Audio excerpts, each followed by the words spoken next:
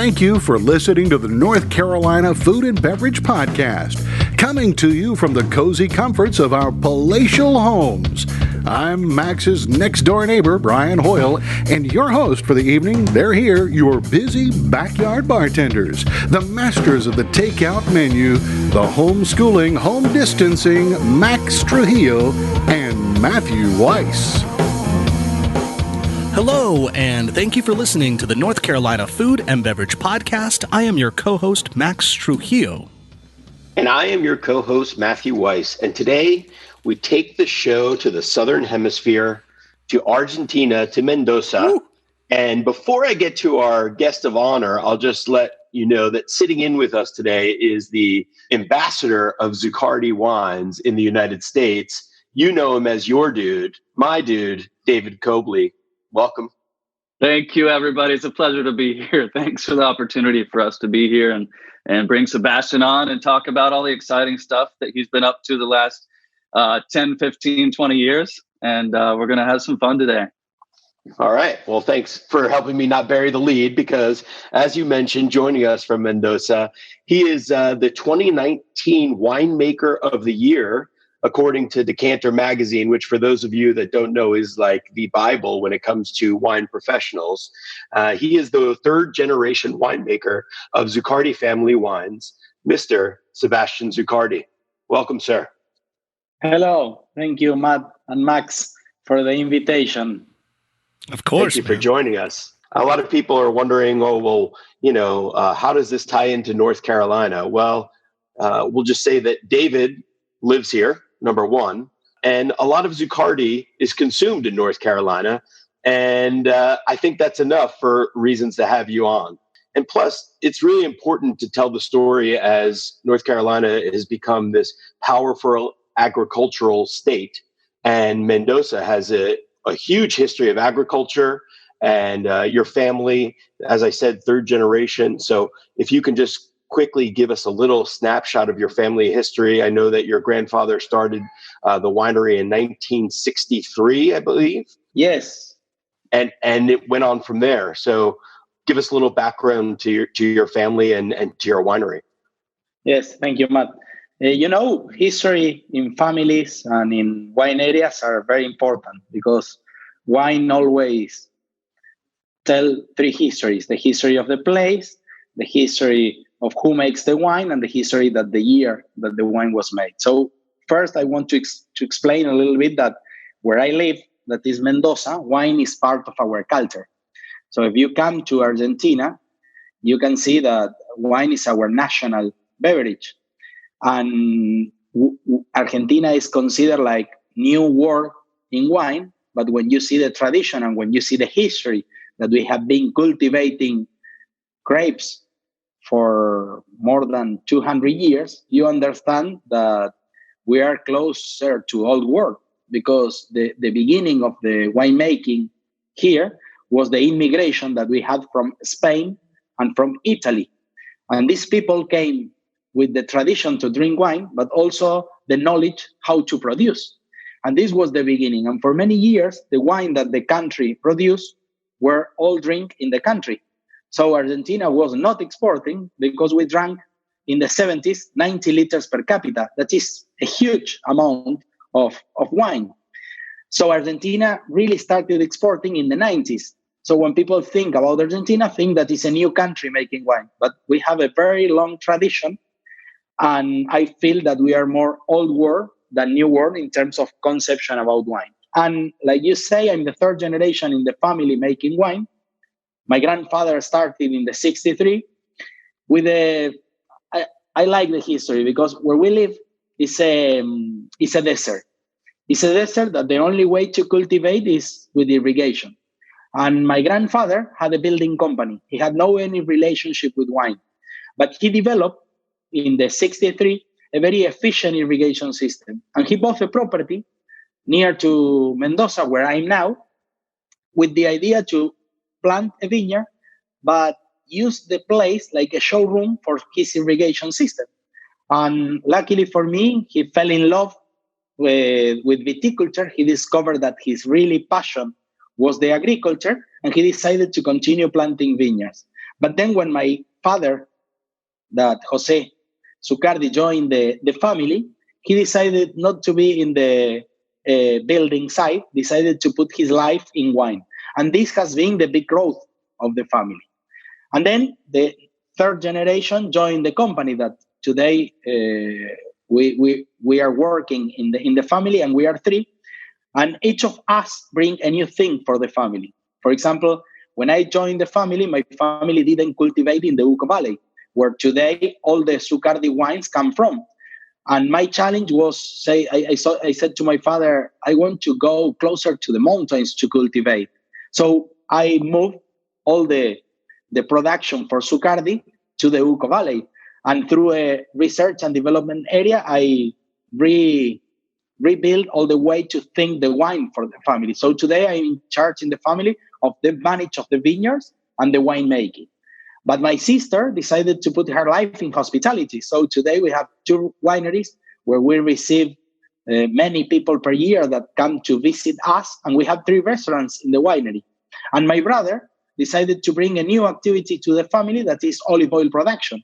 That is an old activity in the area, because when you go to the vineyards, especially near to Mendoza, the vineyards are surrounded by olive trees. But the family didn't make olive oil. But my brother fell in love with olive production, so he decided to put all his life in olive. So what happened next? The third generation bring a lot of new things for the family. So today we work together, but I'm not continue what with my father did. I'm improving, I'm pushing, I'm moving the limits of what my father did. That's fascinating, man. I love the idea of just thinking about the history of something that is quote unquote new world, because of course that's where we have a parallel of being in the United States. I myself, I'm from California, up in the Northern California region originally.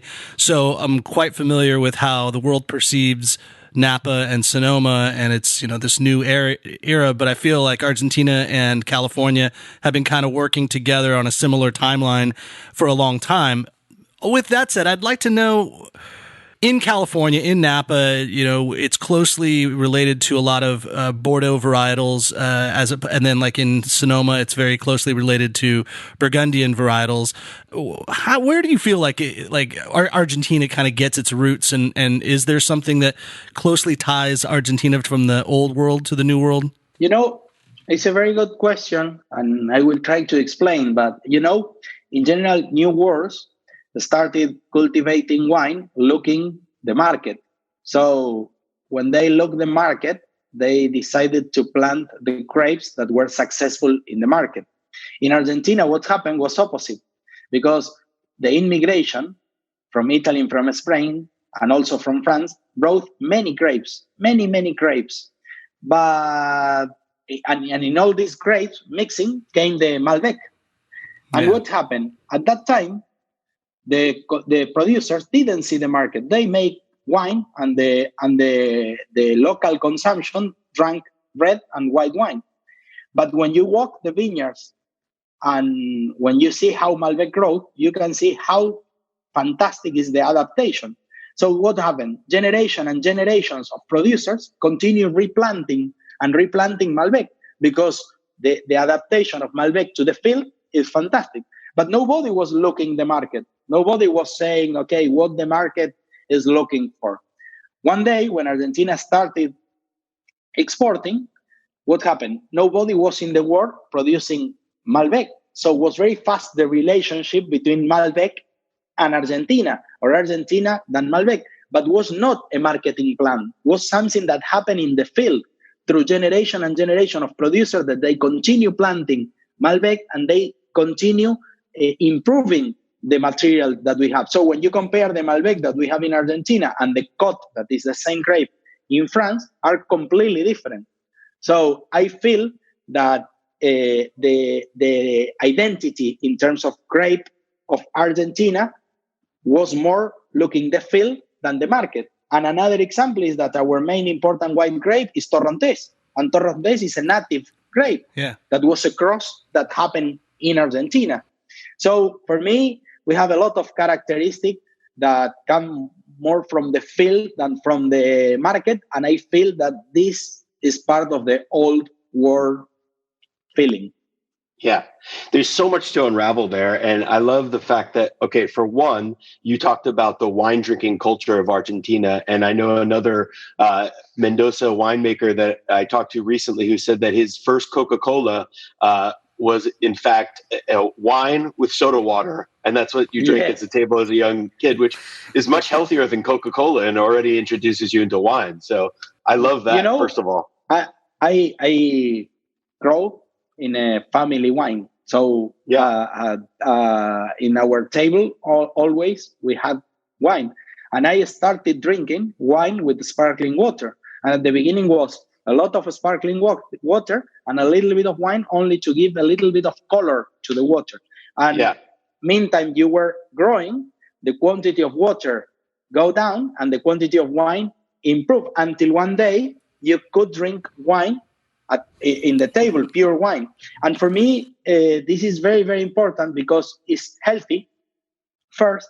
Second, you learn how to manage the alcohol drink at home with your family, with your father, with your mother. So alcohol is not a taboo. It's part of our food. It's part of our table. And then the respect that you have for the wine is fantastic. So I try to do the same with the kids, with my kids, because for me, wine is food. It's more food than alcohol beverage. Yeah. And I think wine is part of the table. It'll help your children go to bed earlier. So it makes sense. It's a win-win on all sides. Yes. Yeah. Matt, I recently just celebrated my 15-year wedding anniversary with my wife, and we ate at Stanberry. Well, we didn't eat at Stanberry, but we got takeout from there. And the Jeffers over there are such nice people. They knew just because we were posting about it on social, and so they gifted us a bottle of Cremant de Bourgogne to take home with us for the dinner, which was really great. But I already had all the wines because one of the wines we drank was the wine that you and I made, Matt. A little quick plug. No, but so we drank that. So we didn't have the bottle that night, but I opened it last night and we were having some like Asian dumplings and we had some sparkling, and I go to my 10-year-old daughter. I said, "You want to try this?" And she takes a little sip and then her eyes get real big. And I go, "What?" She's like, "Oh, I get what all the fuss is about champagne." And I said, "What?" And she took another sip and she's like, "Ooh." I go, "All right, give that back." She's like, "Well, hold on, one more sip." But she figured it out. She's like, "This is delicious." Well, there you go. In moderation. It's a great just philosophy to introduce a little bit of wine at the table because, it's part of the culture, it's part of the food. And especially, if you're religious in any sense, it's so much a part of the dinner and the culture. But speaking of culture and just the history of Argentina, just to get back to it for a second, you even mentioned that I think Argentina, even before the 90s, was the fourth largest producer of wine in the world. But yet, as far as exports, they were way far behind. I think maybe even back in, you probably know the numbers better than I do, but back to the number probably 10th, let's say. But even more so than that, what's amazing is you guys were hoarding all this great wine because what speaks to this place of Mendoza, and I know, Sebastian, that this is what gets you so excited, it's a high altitude, cool climate desert. And if you say those three things and think about them, it makes no sense at all. No, one thing that is interesting is Argentina is the fifth wine producer of the world. So Argentina produces a lot of wine, but 75% of the wine is drinking in the country and 25% is exporting. So, and that's still today? That's still the split? Yes, today? This is the figure today. 25% of the production is exporting and 75% in the domestic market. So domestic market is very, very important. And talking about the terroir expression that you say, yes, I like to say that we make mountain wines. That everything that happened in our area is in relation with the Andes mountain. When you come to Mendoza, you have in the west, always you see the Andes mountain, and it's fantastic because it's beautiful. When you move, every position that you see the mountain is different, and every day is different, and also in the morning and in the afternoon is different. So you can never be tired looking the the Andes Mountains are impressive, are dramatic, are so big. And when you think that these Andes Mountains were there for 150 million years, you can understand that you are very small and the last part of the history of the place. So I like that. I like to say that we make mountain wines because everything that happened in our area is in relationship with the Andes Mountain. First, the weather, because we live in a desert. And this desert is because we are very far from the Atlantic, but we are very close to the Pacific Ocean. But because we have the Andes Mountain in the middle, we have no ocean influence. So we live in a desert. That this desert is at the foot of the Andes, so it's a high altitude desert, and this make that this desert has the possibility to have cold areas. That is what you say. When you compare Chile and Argentina, we are completely different. We are very close, but we are completely different because Chile has the ocean influence, and Argentina, where we live, has no any ocean influence. Altitude is maybe the main important climate factor, because every time that you go up and every time that you go closer to the mountain, you are moving to a cooler weather. The other thing that the Andes give to us is the water, because we live in a desert and the only way to cultivate is with irrigation. And the source of water is the snowmelt. And the third thing that the Andes give to us is the soils, because we are cultivating on soils that were formed with materials that were in the Andes Mountain. And because we had very big alluvial movements millions of years ago, all the soils where we are walking and where we are cultivating were soils that are formed with materials from the Andes. So, but when you say alluvial soils, you have to know that the diversity of soils that we have in the area are very big, because the Andes Mountain has a lot of diverse of geology, and also because the alluvial movements were with a lot of energy and very disorganized. So in the Uco Valley, where I cultivate, you have the possibility that if you combine altitude and soils, you have a lot of diversity in terms of place. It's crazy. David's doing this great job of showing us on the Zoom call a bunch of visuals of the soil, the landscape, just the beauty that is just Argentina and Uco Valley and all in general. It's phenomenal, and it's no doubt that you could make amazing wine out here, but it doesn't seem easy. It seems like you got to do a lot of work to get to the point where through the irrigation, being that high in elevation, just as a human, I imagine just working, like we always talk about it in football when the Denver Broncos are playing at Mile High Stadium. All the other teams are like out of gas. They have no energy because they're so high in elevation that I imagine just being out in the fields and working out there has got to be a struggle as well. You know, when I was child, my grandfather always go with me to the limit between the desert and the vineyard. And he always explained me the importance of the human has to fight with the desert. Because if you live working, the desert will come and will take the place where we are cultivating, because it's part of the fight with the nature. So for me, where we cultivate is a hard place because the altitude, but also because in many areas you have a lot of stones. So the preparation of the soil in order to can cultivate is difficult. And then the manage of the water, because the water is our key factor, needs a lot of precision. But, you know, always if you want great things, you need to do hard work. And at the end, it's part of the magic of the nature.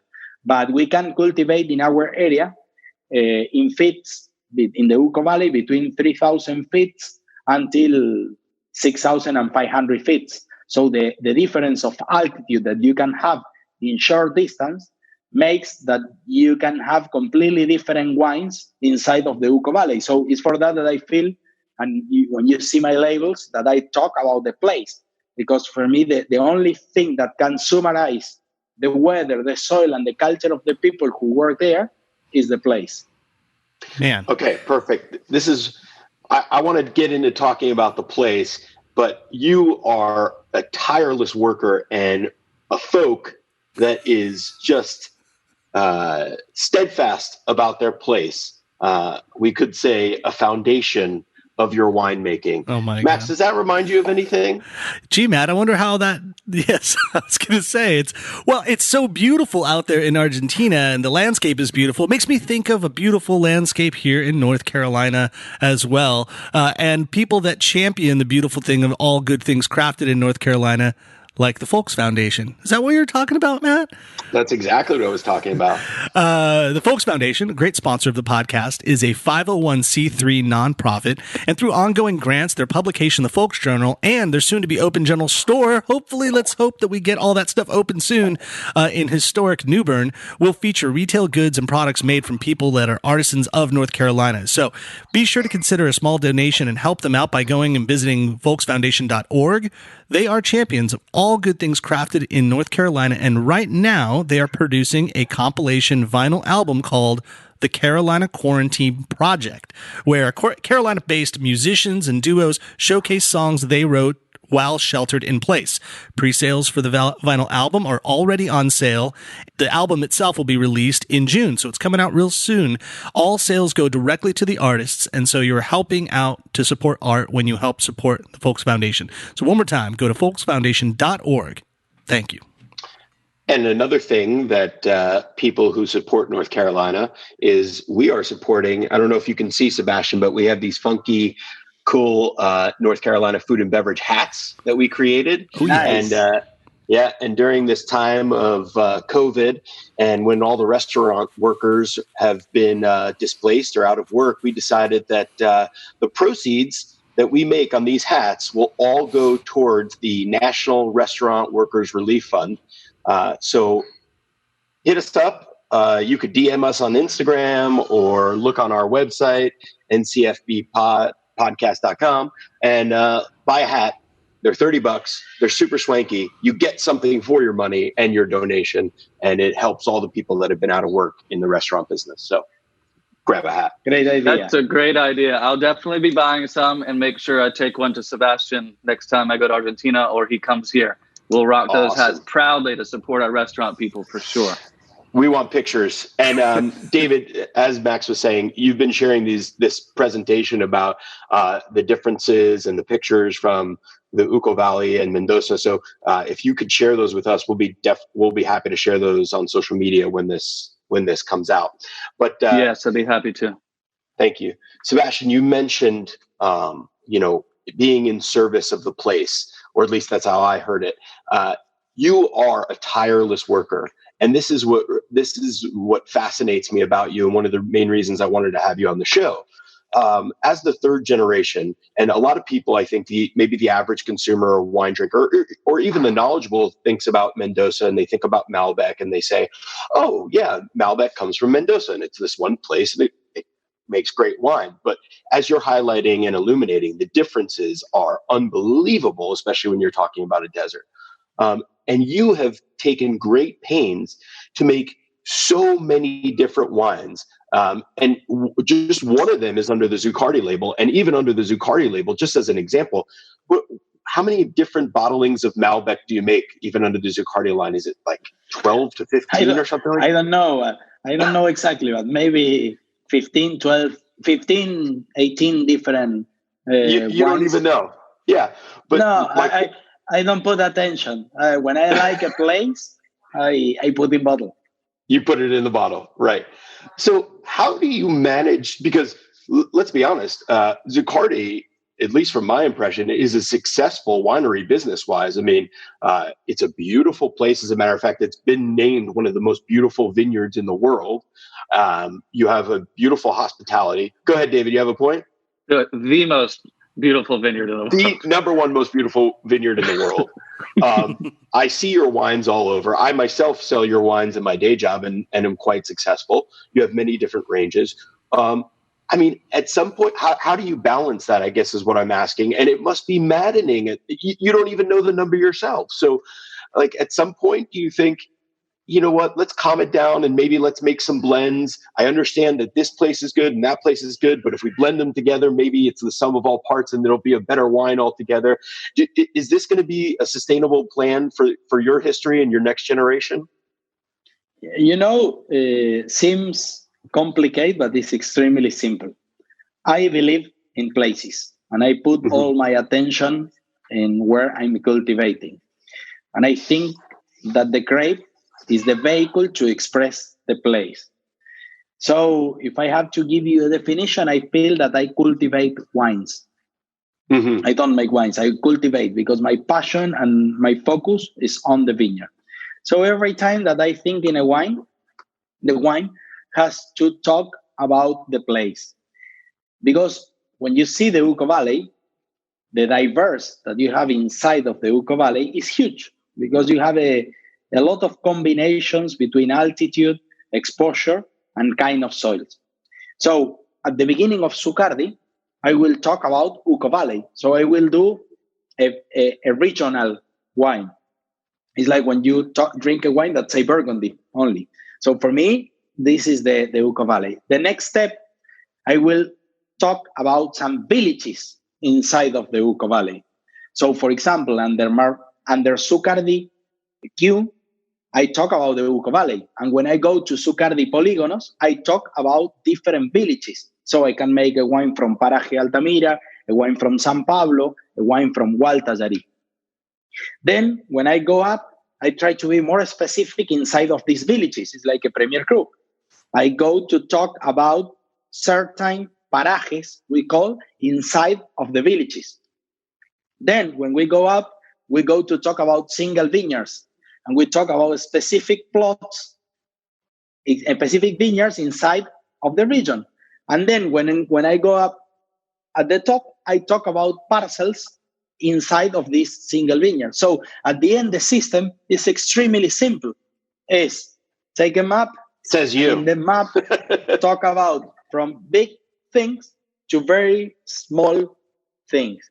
And this happen in different areas. Happen in Paraje Altamira, happen in San Pablo, happen in Gualtallarí. So at the end, you have many wines from one region, but every wine is talking, every time that you go up, you're talking more in detail about the area where the grapes are coming. So for me, I don't decide which wines I want to make. The place is telling me when I have to put in bottle some part of the vineyard. Sure, but is your dad still president of the Zuccardi Family Wines ever saying, Sebastian, enough, we need to make some money at the same time? I'm very lucky because I really change everything in the family, talking in the wine making, and I have always the support and the freedom. And this support and this freedom was given by my father and my brother and my sister. But something that I like of my family is that we are not afraid about the market. We believe in uniqueness. We believe in identity. We believe in our place. And then we have to go to the market to tell what you are making. For me, there are like two wine kind of companies in the world. The companies that are focused in the market and are all the time doing studies of market and then go to the winemaker and say, you have to make a wine that has to have this characteristic because the market wants this. And another companies that for me are the one that I like, where people explore the place, know the place, make the wine that talk about the place, and then go to the market to deliver what the place is the characteristic of the place. So for me, this is my way to see the world. I don't make wine for money. I know that we have to make money because if not, we can continue planting vineyards, making wine, but the final objective is my passion, is my life. And so I know that many things that we make, if you analyze, maybe are not profitable, but are part of the building of the place. And this is for me my number one objective. I think that the only thing that we can leave to the next generation is the name of the place. I'm talking not in the family, like one generation to the other. Right. Because when you're born in a place that has a good name, a good reputation, everything is better in this place. The grapes has better value, the bottles are better value. And when these kind of things happen, everybody has work and you can live better. And this is part of my philosophy. Well, it seems like that philosophy has paid off pretty well. And I'm sure Sebastian's father is a good businessman in a sense that he knows when he has somebody that's doing a good job. And when you're the world's best winemaker, touted in the top 10 South American winemakers from Decanter and such, and you make 100-point wines in the Wine Advocate and all, then I think you can pretty much say, okay, son, continue to do what you're doing, and we'll go out there and sell it. We got guys like David that can go out and sell these bottles. So when you say all the accolades that I have now, I don't work for that, but now everybody believes in the work that we are doing. But 11 years ago, when I started saying we have to sell wine from places, nobody understood what I was saying, because many people saw me like a crazy guy. So for me, double merit for my family, because I didn't have any idea how to make a wine 12 years ago. And they gave me the opportunity to make mistakes and learn. And so today it's much easier when I say we are going to do this, because people believe in me. But 12 years ago was something crazy. Well, I'll just back that up. And I think this is a perfect segue to taste the wines, because you've so generously provided samples for both me and Max to highlight what you're talking about this place. But I'll just speak to the fact that 9 years ago, so you would have been 3 years in, you guys were so generous as to welcome me into your winery. And I'm sure things were different then, but all I know is that we went up and we came over, and I'll also say, just to the generosity of your family, we were supposed to go the first year. And as we were flying over Peru, the earthquake happened. This would have been in 2011. That big earthquake happened over Chile. You guys were so steadfast on your mission that the next year you made good. And I got to go on the Zuccardi trip next year and meet you. And what I will say is, we were standing there and you drive us up to the Uco Valley and you show us all the different alluvial soils and how diverse those soils are. But when you were talking, so much so that my friend and fellow sommelier at the time, David Lombardo, who used to run the program for Landmark Restaurants, said, this guy, he might seem crazy, but he's doing something amazing up here. So 9 years later, it pays off. And so thank you for that. Thank you for letting two strangers ride in your truck. Thank you. Well, hey, Matt, so to our listeners, if they wanted to follow along and taste along with us. Yeah. So hit pause now and go out to the Triangle Wine Company, where you can buy all these wines. We'll put it on social media so that you can get a special price for these 4-pack. But we're going to taste 4 wines that we'll go through. Triangle Wine Company already knows about this, and they will have a special Zuccardi 4-pack for you to go and buy these wines. And you can literally taste along with us while we're talking and Sebastian is describing these places and these wines. So trianglewineco.com, you can order them for a curbside takeout, or they will also deliver. And don't forget to use the NCFB promo code and receive a 10% discount. What are we? We have 4 different wines. What are we starting off with? We'll first start with the Zuccardi Q Chardonnay. This is the 2018 from Valle de Uco. We'll then taste the Zuccardi Q Malbec, and then we'll taste 2 of the newer wines from Zuccardi, the Polígonos, which are highlighting 2 separate terroir and individual sites that Sebastian will get deeper into. But just to kick it off, I've been touting this for a long time. Max, you probably heard me speak about it, but this Chardonnay in particular woke my eyes up to it. I know some other producers are going great, but for my money, Argentina, Mendoza is making some of the best Chardonnay in the entire world right now. The ability to get high acidity, but with great, rich, ripe fruit is amazing. So please tell us how you did this and why you did this. The first answer is that when I grew, in theory, we can make great white wines because Argentina was considered like a warm weather. But today we know that when we rise closer to the Andes, we are in cooler situations because the altitude. And also we discovered that we have a lot of calcium carbonate or calcare in our soils. So now we have a lot of confidence about the whites that we can do. But also for many years, the whites, especially Chardonnay, that were made in Argentina, was looking the market like we discussed before. So we're looking to make like an American, very oaky and sweet Chardonnay. And today we understood that with our weather and with kind of soils, we can change the concept and goes more to the finesse, elegance, and texture. So this is a Chardonnay that come from a vineyard, two vineyards that are one at 3,300 feet and the other are at 4,000 feet. We're pressing, fermented with indigenous or native yeast, half fermented in concrete and half fermented in used oak. So my focus is freshness, acidity, complexity, texture. Man, so high calcium, cool climate. These are things that are reminiscent of old world stylings like in Burgundy or Chablis or something like that. I'd say just hearing that, but then the style, the way you're saying it with neutral oak and concrete, that's a totally different kind of style. So this is a unique flavor profile because, man, that acid is perfect. Like it's bright and crisp. But then, I mean, you get citrus, but you still get the stone fruit kind of coming through in the back. I mean, it's a beautiful wine. Thank you. Thank you very much. I think we have a beautiful weather when you go up to the mountains because you have a cold area with the sun, with the pure sunlight. So you have fruit, but you have freshness at the same time.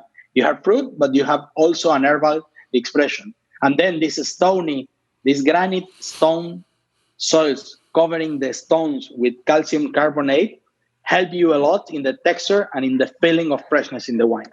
And I agree with you that if you taste this in blind tasting, it's difficult to say that comes from Argentina.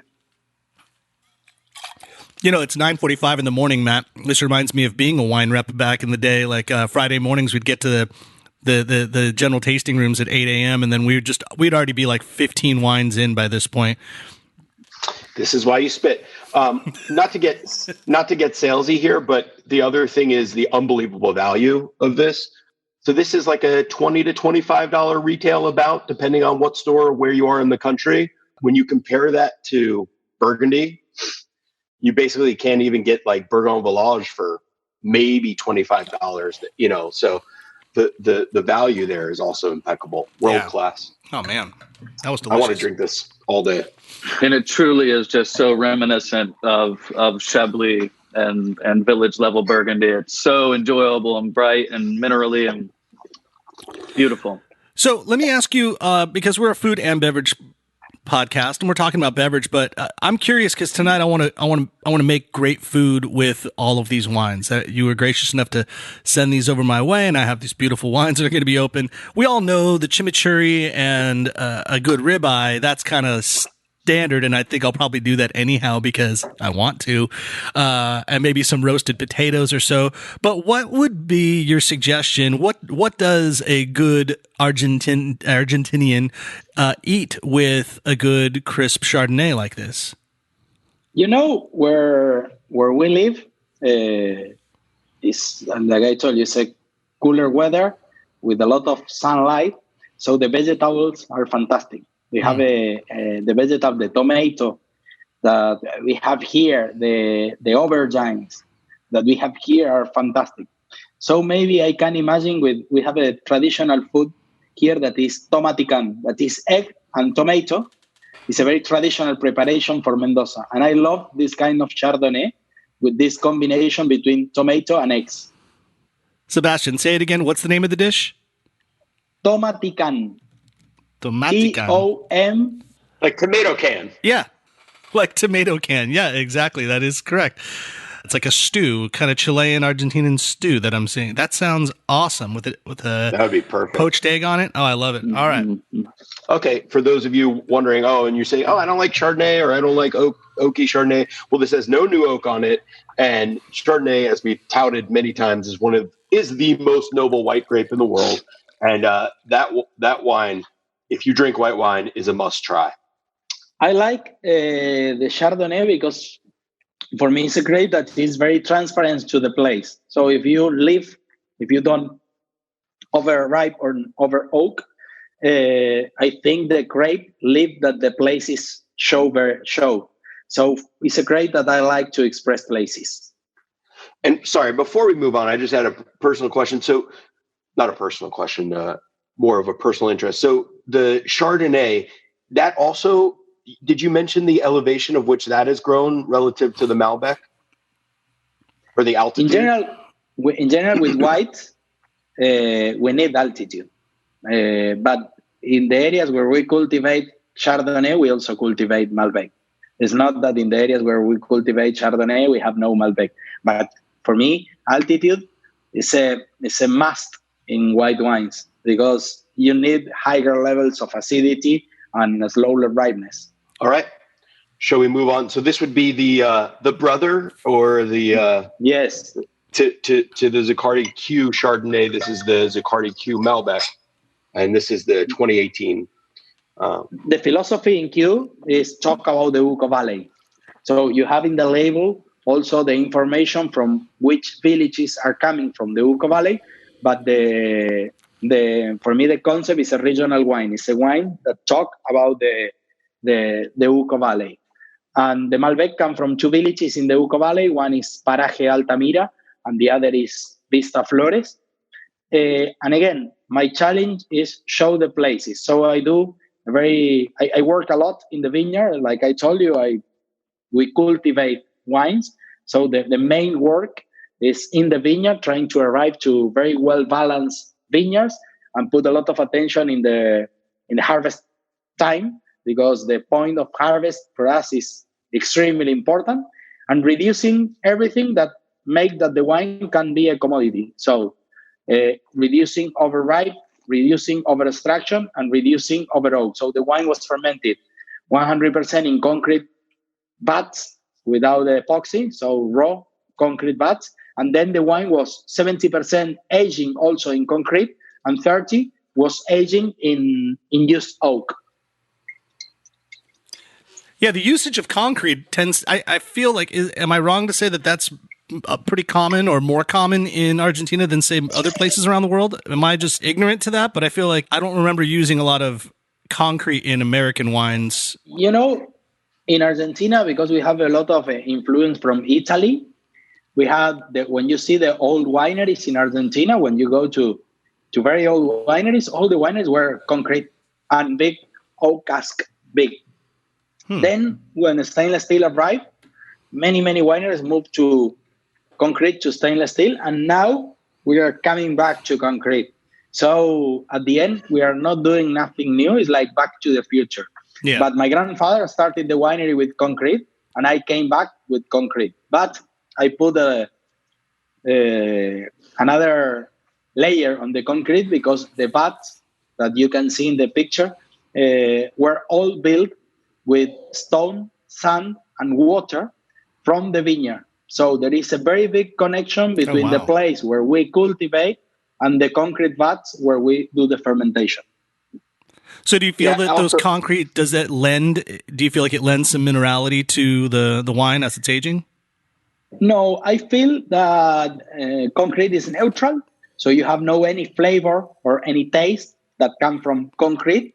Also because it's a natural material, for me the wine is much more balanced and equilibrium.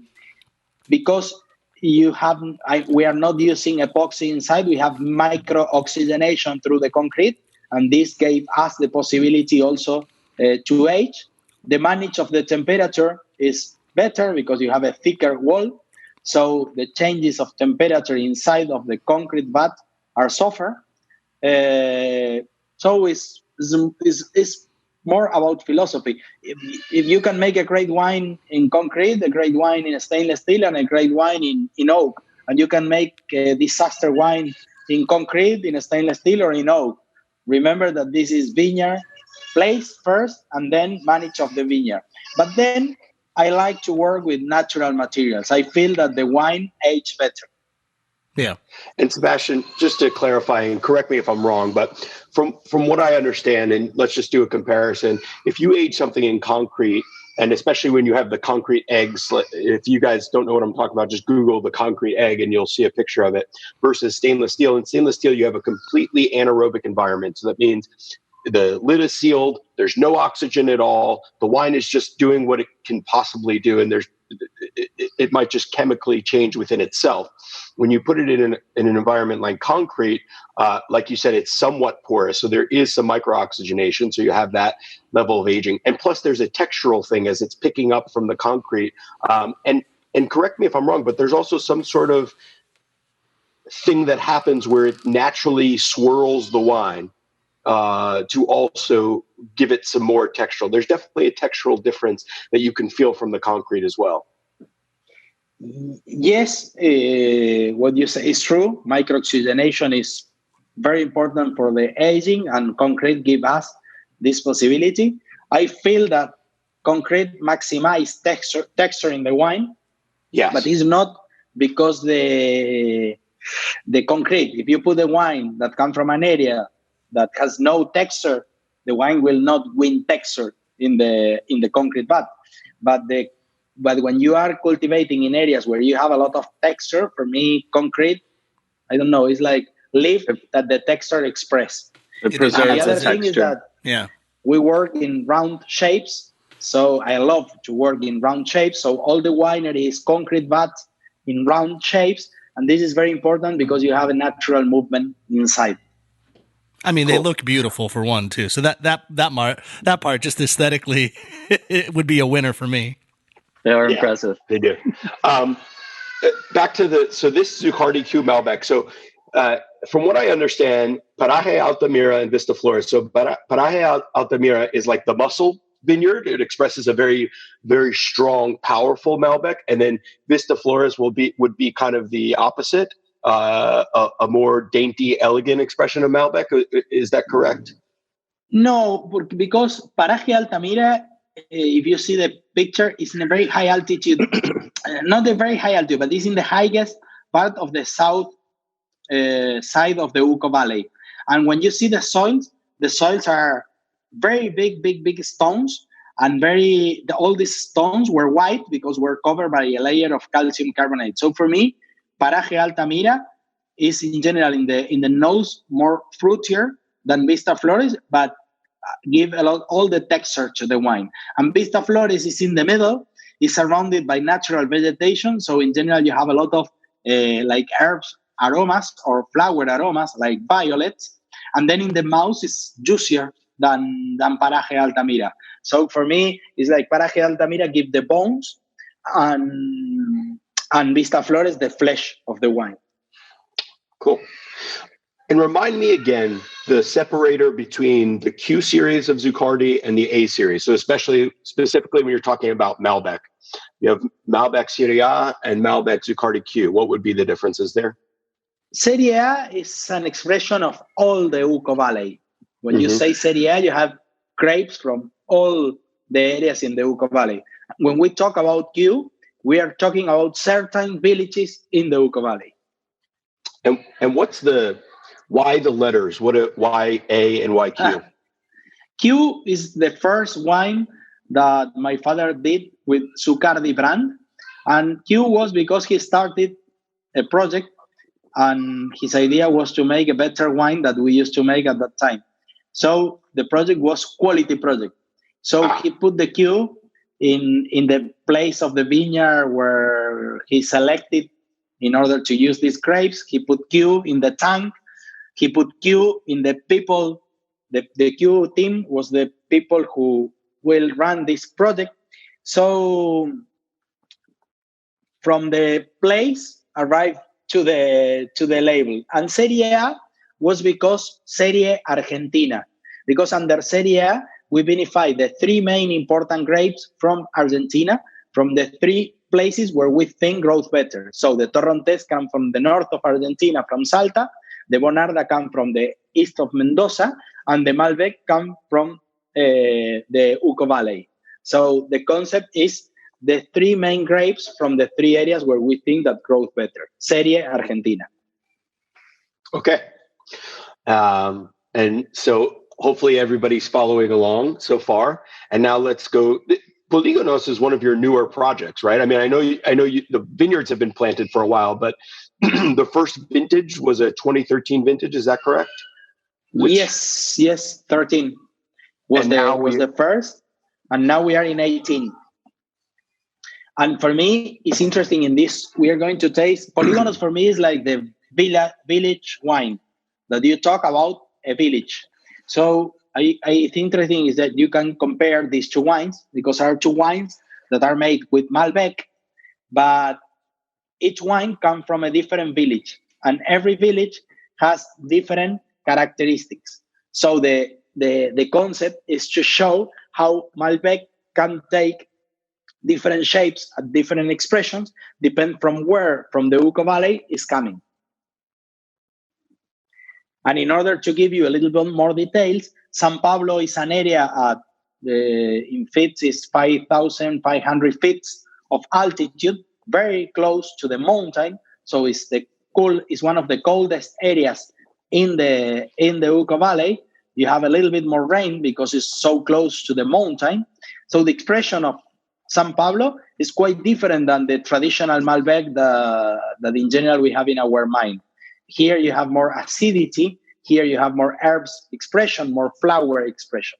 And then when you go to Tupungato Alto, that is next to San Pablo, this is one of the wildest expression of Malbec that you can find because it's an area that is at 5,000 feet of altitude, but the soils are extremely calcium carbonate.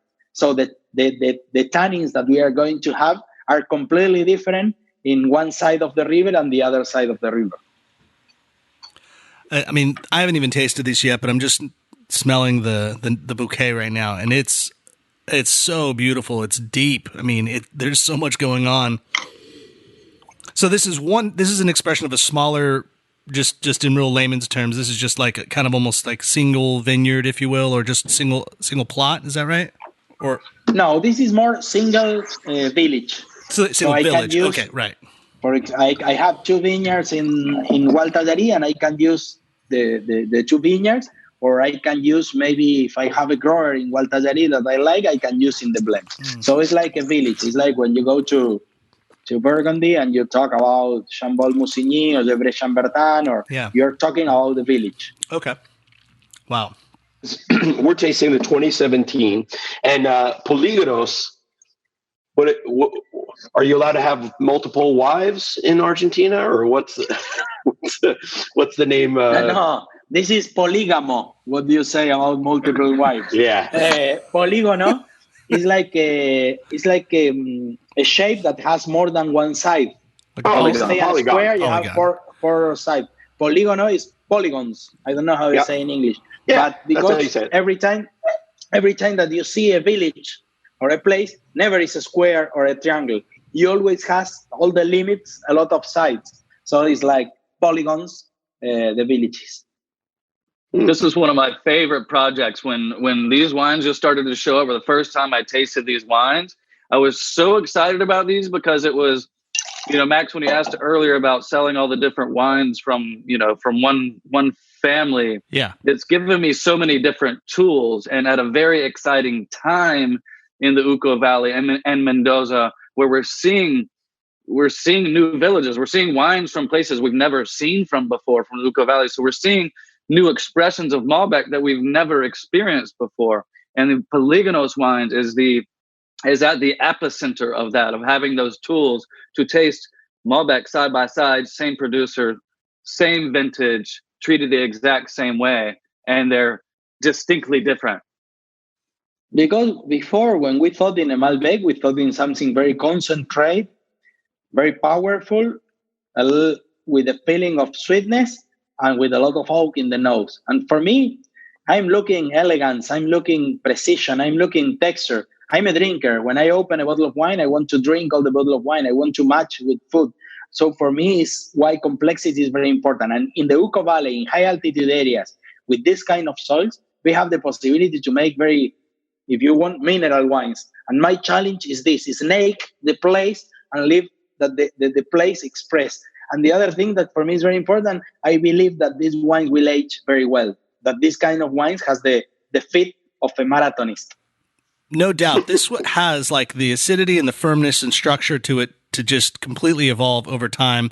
But yeah, Matt, I think you're spot on. I feel like Malbec, to many people, can think like Malbec is this real juicy kind of like unctuous and fruity type of like big bold wine, but this is an expression of it in a completely different form, which makes me feel like it is more like Cahors or like those smaller regions in France or so, or outside of Bordeaux, that really use that expression of Malbec in kind of a different light. Like it's not like just a big bold.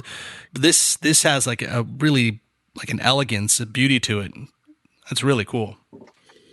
Keep in mind, this is also, being from San Pablo, this one is from the highest growing altitude sub-region of the Uco Valley. So this is as cold and as extreme as it gets in terms of growing regions within the Uco. I'm glad you mentioned that, David, because on our show, anybody who listens regularly knows that Max references the point that any Malbec or Argentine winemaker always tells him, oh, mine is the highest elevation Malbec. And what they're saying that they're actually not lying. It's because they're saying in their village or their specific sub-region or appellation of Mendoza, theirs is in fact the highest elevation. So now we finally get some clarity on it. Max. A little bit, but I also think it's a lot of hubris of Argentine winemakers. I had many different Argentine winemakers in my car, driving them around in Los Angeles selling wine, and every single one of them told me, this is the highest elevation of all wines. It just so happens to be on my property. I'm like, oh, isn't that convenient? Because the last guy 2 weeks ago said the same thing. You know, you have to be careful with altitude, because for many years we talk like altitude, the most important thing. And altitude is very important, but it's not possible to say higher better. First, because if you change latitude, you change all the conditions. So you can cultivate very, very high in the north of Argentina, where you have the highest vineyards, because you are in a warmer area. If you come to Mendoza, to the Uco Valley, you have a limitation, because higher than 6,000 feet, you have a lot of frost, so you can cultivate. So altitude is very in relationship with latitude. But the other thing is that it's difficult to say higher better at the same latitude, because for me, depend the altitude and depend the soil is the style of wine that you are going to have. So I don't like to say 4,000 better than 3,500, 4,000 different than 3,500, and all depend the soils what you're going to have. So for me, altitude is the main important climate factor to talk, but it's not enough to talk about the altitude. Okay, and I know we're running short of time and we got to get to this last wine, but I have to ask two questions. What are your yields in this wine, in the Polígonos project specifically? And then secondly, will you make this bottling every year, or is it a selection? If some of the village doesn't go well, will it go into perhaps Syria or something like that? First, the yields are, Malbec is not a very high yield grape naturally. So the yields are in between 7 to 8 tons per hectare. So are not big yields. And also when you rise in the mountain, you have to be careful about the yields, because if you have big yields, sometimes it's difficult to ripe. And in general, this level of wine we put in bottle every vintage, because it's a level that we call village. But every vintage is different, so the expression of the wine is every year a little bit different. But yes, in this level, we bottle every year. Okay, and say, so when you make a village wine, do you sort the fruit and say, or maybe sort certain barrels and plots and say, okay, this row does not fit the quality of Polígonos. Yes. So maybe we'll put it into Syria or sell it off or something like this. This is a good thing, because I have this possibility, because in the family we have 2 wineries and we have different ranges. So I never have to put this wine in this level because I take this decision, and I respect me a lot about this kind of decisions, because I believe that the only way to build a brand is working in the highest level that you can. So I prefer to do less bottles in higher level than more bottles in a medium level. When you put things that are not right, the consumers understand very fast. Yeah. Okay. Let's move on to our final wine, the Tupungato Alto Polígonos. Yes, the final wine comes from an area that is next door to the San Pablo area. So the magic of these two wines is the distance between one vineyard, one place to the other, is 5 kilometers. So it's extremely close, but the difference is very big. Both are in very high altitude area, but Gualtajari, the soils are a little bit more sandy, and the quantity of calcium carbonate is higher. So the texture and the tannins that you are going to find in Tupungato Alto is a wine that has more backbone, more texture. And the nose is always a little bit riper because the position with the mountain, so it's wild in the nose. You have a ripe fruit, and then you have at the same time herbs. But the most important thing for me is the texture in the mouth. Well, one thing I want to point out too, guys, I think that maybe we forgot to mention, Sebastian, is that both of these wines too see zero oak at all. It's all concrete, correct? Yes. No concrete. So, again, to preserve the identity. Yeah, naked. Wow. You know, I have no any problem with concrete or not concrete, or to use of concrete. I believe in balance. But I feel that when I try to show the place, I want to show the place in the more pureness way. So it's for that I'm not using oak in these levels. But if you don't have good genetic of the place, and if you don't work in the vineyards, you can have troubles with this kind of vinification, because you have no opportunities to make up. I think what you said about making wines that reflect the place and then explaining it to the market is an amazing approach for a wine like this, because unfortunately, I guess this wine does need to be explained to the market, because your typical drinker of something that is a generic Malbec, let's say, is just going to expect this overripe fruit, not much complexity, soft tannin, silkiness, and that's it. But when you taste a wine like this, it's such a reflection of the place. Yeah, and crazy. Like you said, the herbs and the savoriness mixed with the ripe fruit. Yeah, it's going to blow your mind. It's crazy. There's just so much complexity to this wine. I mean, it's not like a pop hit. This is like some crazy instrumental odyssey going off over here, because like it keeps evolving, and it's so weird to me to think that there's no oak in this wine, because I just inherently think that oak is going to help mature a wine and give it more complexity. And the fact that you're able to do this solely with the soil and the grape, aging it in concrete, is really a testament to just not just your winemaking skill, but also like the courage that you have to just let it be and to not mess with it. I love your restraint in the winemaking process. And just to let you know, if you do want these bottles, this would probably, I mean, for something of this high quality, this level, probably be about $35 retail, maybe give or take a few. Would you say, David? Yeah. Yeah, right around there. Suggested. All right, Sebastian, before we get out of here, I have two more questions to ask you. One, yes. You answered a question earlier, maybe not even meaning to, but something that I've been wondering forever, and I thought that it wasn't certain. But you're saying that Torrontés is in fact an Argentine native and was a field cross between two grapes. So what are those grapes? These grapes were Moscatel de Alejandría and Listán Prieto. That is another grape that comes from La Mancha. So two Spanish grapes, and the cross happened in the country. The theory say that the cross happened naturally, or that the Jesuits who brought the wine for the holy celebrations did the cross. But nobody knows. But the only country that you can find Torrontés is Argentina. Okay. Yeah, and how do you guys describe what a Torrontés tastes like to somebody if you're trying to teach them? It's very particular. Yeah. Because one of the fathers is Muscat. So when you taste the grape, you have a lot of muscat flavors. So when you taste the grapes and then when you taste the wine, you have a lot of similarities because all the flavors are in the skin. But when you smell, you think that it's sweet, but when you drink, it's completely dry. Yeah. And has a lot of Riesling also expressions. So it's a wine that when you taste, you can say Chardonnay, you can say Sauvignon Blanc, you have to say Torrontés.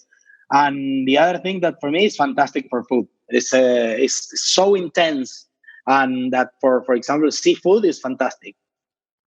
It is. I'm so glad you said that because when I explain Torrontés to people, it's wild that it's the only wine grape that if you see it or taste it in the vineyards, it tastes just like the wine. It's crazy.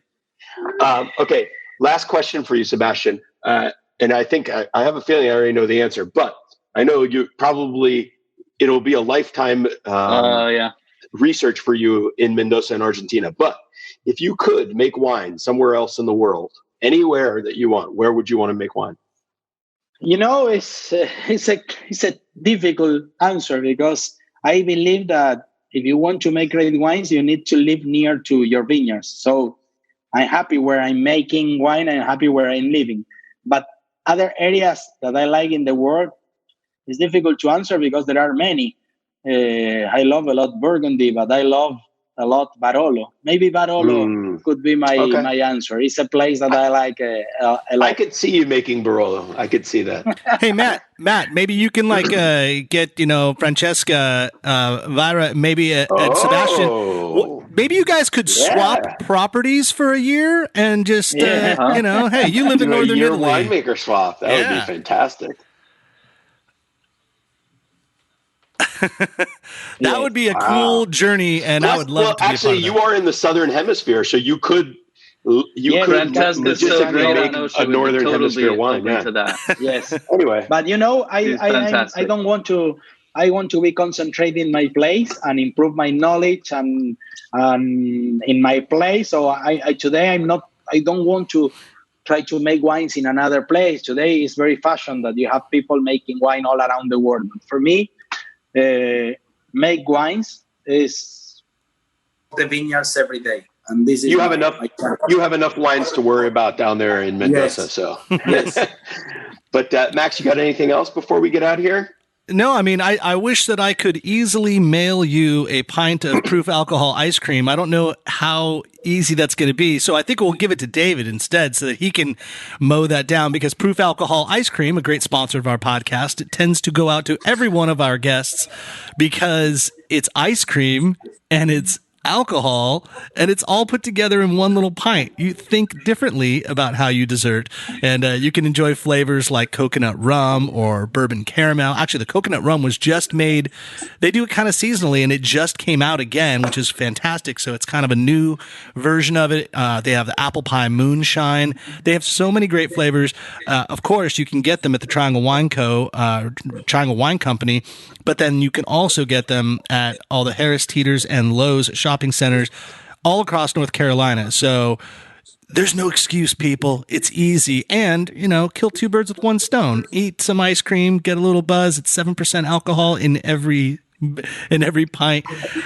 So go to Proof Alcohol Ice Cream, click the show notes there, and you can get it at Triangle Wine Co. That's all I got except for Sebastian. David, thank you so much for your generosity, your time, allowing us to understand what Argentina is about. I think the key takeaways that I'm going to get from this is to learn and think differently about Malbec and understand that there's so much more to it. It's just a very complex grape, and pay attention to the people that make the wine, because that will very much determine your success and the type of wines that you might want to enjoy. So that was fantastic. Thank you for telling us a little bit more about Torrontés, which is for you guys a big deal. For us, we're like, wait, what is that grape? Because only some of us know what that is.